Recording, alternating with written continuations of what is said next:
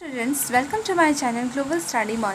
आज के इस वीडियो में मैं आप सभी के लिए वॉल्यूम चैप्टर के पार्ट 7 देखे आई हूँ। अगर आप सभी ने अभी तक हमारे वॉल्यूम चैप्टर्स के प्रीवियस ऑल पार्ट्स को नहीं देखे हैं तो उसके लिंक मैंने डिस्क्रिप्शन बॉक्स में डाल दिए हैं, वहाँ पे जाके उन सारे पार्ट्स को आप देख सकते हैं। तो स्टार्ट करते हैं स्टूडेंट आज का ये जो इंपॉर्टेंट क्वेश्चन है।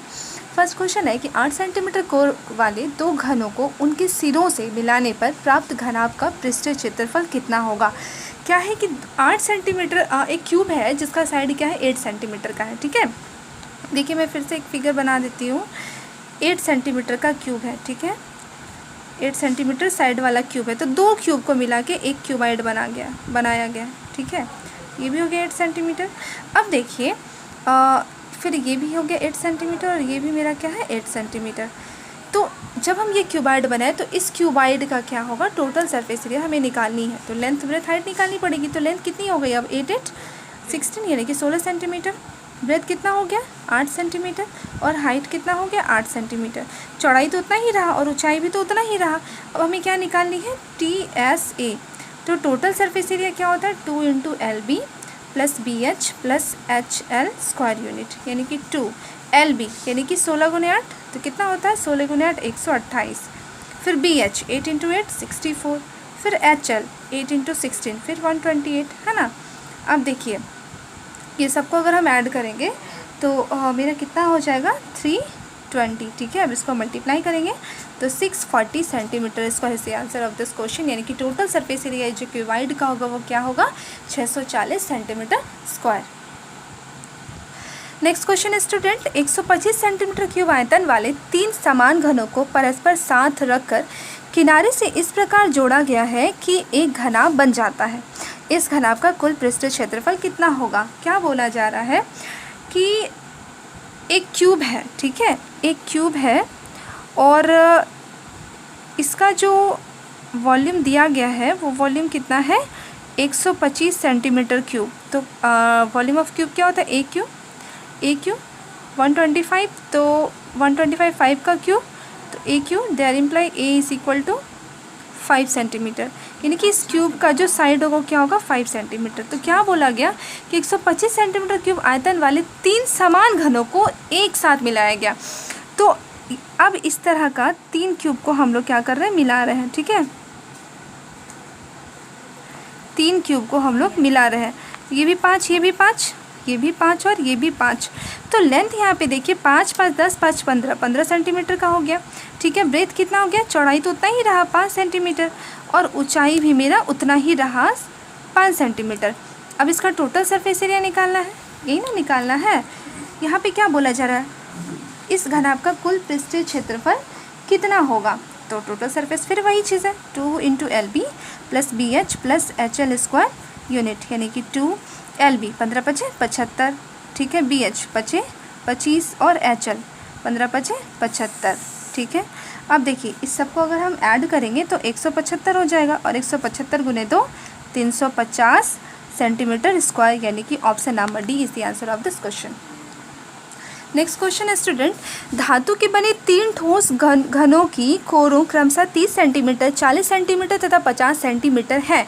इन्हें पिघलाकर बनाए गए घन का संपूर्ण पृष्ठ कितना होगा। घन के 3 ठोस घन है, देखिए 3 क्यूब्स है, ठीक है, जिसका साइड क्या है 30 सेंटीमीटर, फिर दूसरा है 40 सेंटीमीटर वाला है ना, ठीक है, और फिर दूसरा 40 सेंटीमीटर और तीसरा है 50 सेंटीमीटर साइड वाला क्यूब।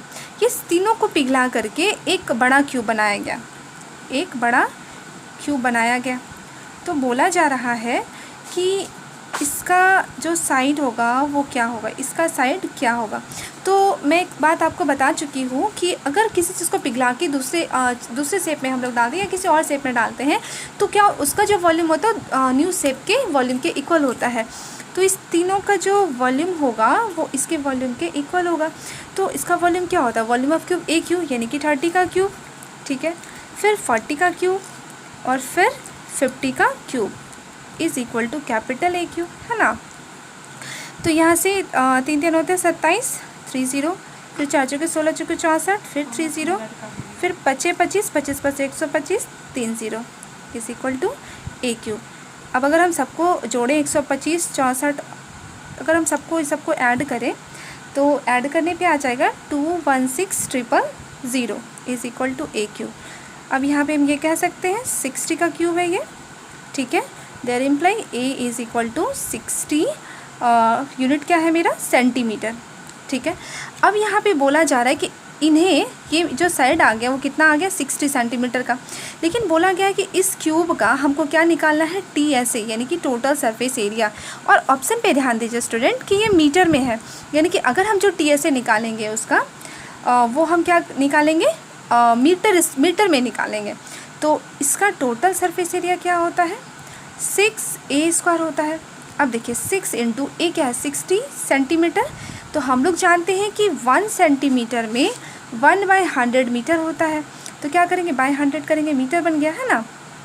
फिर 60/100 मीटर हो गया, तो metre into metre, metre square. अब देखिए यहाँ से हम लोग क्या कर सकते हैं, 6 का क्यूब 216, 00 बाय 1 2 3 4 0, ये दोनों ज़ीरो कैंसिल हो गया। अब यहाँ 2 ज़ीरो है तो पीछे से 2 अंक के बाद पॉइंट, यानी कि 2.16 मीटर स्क्वायर, ठीक है, 2.16 मीटर स्क्वायर। इसका मतलब है option number C is the answer of this question. Next question है स्टूडेंट, दो बेलनों यानी कि दो बेलन है, एक ए है और एक बी है, कि आधारों का अर्धव्यास 3:2 है ना। मान लेते कि दो बेलन है, इसका जो रेडियस है वो कितना है, 3:2 के रेशियो में है, यानी कि ये 3x, तो ये मेरा कितना हो जाएगा, 2x है ना।